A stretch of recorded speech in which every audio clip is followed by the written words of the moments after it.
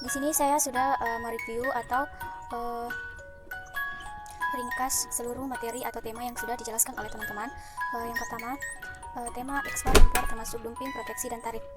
Pengertian ekspor. Ekspor merupakan kegiatan mengeluarkan barang dari daerah pabean. Apa itu daerah pabean? Daerah pabean ini merupakan satu bagian wilayah dari Republik Indonesia yang meliputi wilayah darat, wilayah perairan, dan juga ruang udara di atasnya. Juga meliputi tempat-tempat tertentu yang ada dalam zona ekonomi eksklusif serta landas kontinen secara sederhana. Ekspor diartikan sebagai kegiatan mengeluarkan barang dari dalam negeri ke luar negeri dengan memenuhi ketentuan dan peraturan yang berlaku. Kemudian tujuan dan manfaat ekspor ada 3. Yang pertama, menumbuhkan industri dalam negeri, yang kedua mengendalikan harga produk, dan yang ketiga menambah devisa negara. Kemudian pengertian impor. Impor merupakan kegiatan memasukkan barang ke daerah pabean atau juga merupakan kegiatan pembelian barang atau jasa dari negara lain untuk memenuhi kebutuhan dalam negeri. Kemudian tujuan dan manfaat impor. Tujuan paling utama dari kegiatan impor adalah memenuhi kebutuhan dalam negeri. Aktivitas ekspor dan impor merupakan salah satu wujud interkonektivitas setiap negara. Tidak ada negara yang mampu hidup mandiri. Adapun manfaat dari kegiatan impor itu sendiri adalah memungkinkan suatu negara untuk memperoleh bahan baku, barang, dan jasa suatu produk yang jumlahnya terbatas di dalam negeri ataupun yang tidak bisa dihasilkan di dalam negeri. Kemudian pengertian dumping. Dumping merupakan ditetapkannya harga ekspor suatu barang yang lebih rendah daripada harga jual produk yang sama di dalam negerinya atau nilai normal yang bertujuan sebagai peningkat pangsa pasar. Dumping dapat disebut juga dengan salah satu kecurangan dalam pandangan internasional. Tujuan dumping. Tujuan dari dumping mengarah pada politik untuk meraih keuntungan yang sebesar-besarnya dengan cara mendiskriminasi harga, yakni dengan cara menjual atau melakukan ekspor produk ke negara lain dengan menetapkan harga yang murah atau lebih rendah daripada harga yang dijual pada negara pengekspor atau negara lainnya. Jenis-jenis dumping ada 3. Yang pertama, sporadicdumping. Yang kedua, persistent dumping. Dan yang ketiga, predator dumping. Kemudian proteksi. Proteksi adalah kebijakan pemerintah untuk melindungi industri dalam negeri yang sedang tumbuh dan persaingan barang-barang impor. Kemudian tarif. Tarif adalah suatu pembebanan atas barang-barang yang melintas daerah pabean. Sementara itu, barang-barang yang masuk wilayah negara dikenakan bea masuk.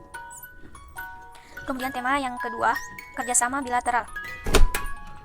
Pokok bahasa kerjasama bilateral.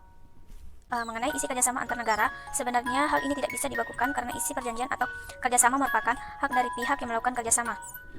Namun biasanya ada beberapa poin yang menjadi tujuan dalam kerjasama antar negara, khususnya kerjasama bilateral. Beberapa bidang yang biasanya menjadi tujuan kerjasama bilateral antara lain sebagai berikut: bidang ekonomi, bidang politik, bidang militer.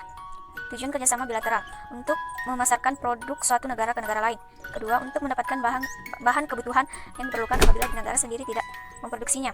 Kemudian, untuk memperoleh investor untuk kemajuan perekonomian suatu negara. Kemudian, untuk memperoleh ilmu teknik militer yang lebih maju. Dan yang terakhir, untuk mencari persahabatan dengan negara lain atau mempererat hubungan dengan negara lain. Kemudian, manfaat kerjasama bilateral.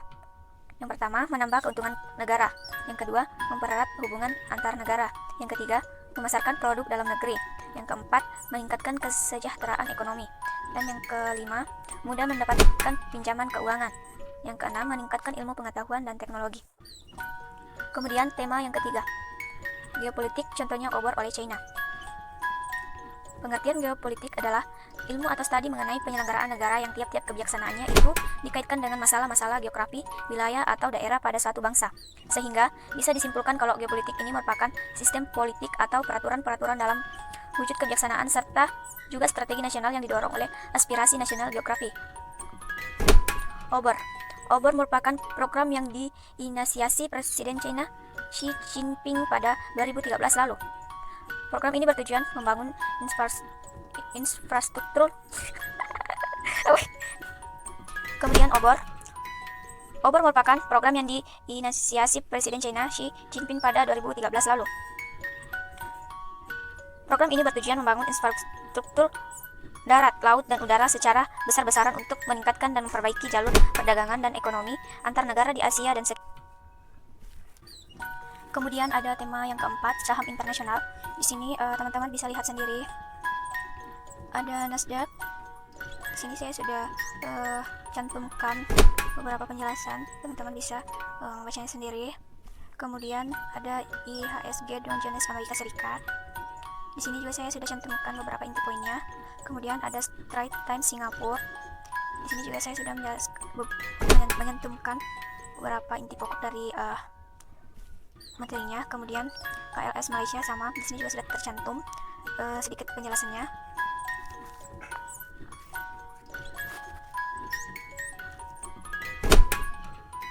Sama. Dan yang terakhir ada indeks Hang Seng China Enterprises teringkas atau sudah terreview inti pokoknya atau pembahasan pokok, teman-teman bisa baca sendiri. Ini ada IMF dan World Bank. Di sini sudah ada pengertiannya, tujuan. Di sini teman-teman bisa lihat sendiri. Ada ASEAN. Di sini sudah ada punya. Ada tujuan terbentuknya organisasi ASEAN. Ada 6.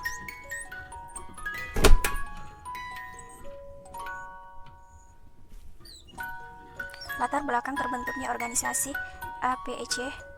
Ada 6 juga.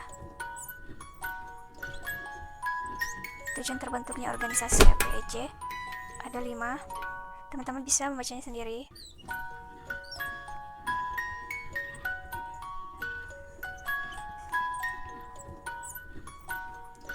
Dan kita lanjut ke tema yang terakhir, devisa dan TKI pandangan internasional terhadap bangsa Indonesia dalam kualitas SDM. Baiklah, untuk tema terakhir saya akan menjelaskan atau membacanya sendiri. Di sini ada devisa. Devisa adalah semua barang yang dapat digunakan sebagai alat pembayaran internasional terdiri dari valuta asing, yaitu mata uang yang diakui oleh semua negara lain di dunia. Indonesia tidak bisa memungkiri bahwa keberadaan para pekerja migran memiliki peranan yang penting bagi perekonomian nasional. Bank Indonesia mencatat total remitansi TKI pada 2015 mencapai 119 triliun. Adapun pada tahun 2016 hingga Oktober jumlahnya mencapai 47 miliar atau setara 97,5 triliun. Meskipun kepastian jumlah total baru dilaporkan pada Februari, remitansi 2016 diperkirakan tidak jauh berbeda dengan tahun sebelumnya. Nah, itulah tadi penjelasan atau review dari 6 tema yang bisa saya sampaikan. Mudah-mudahan teman-teman bisa memahaminya. Kurang dan lebihnya mohon dimaafkan.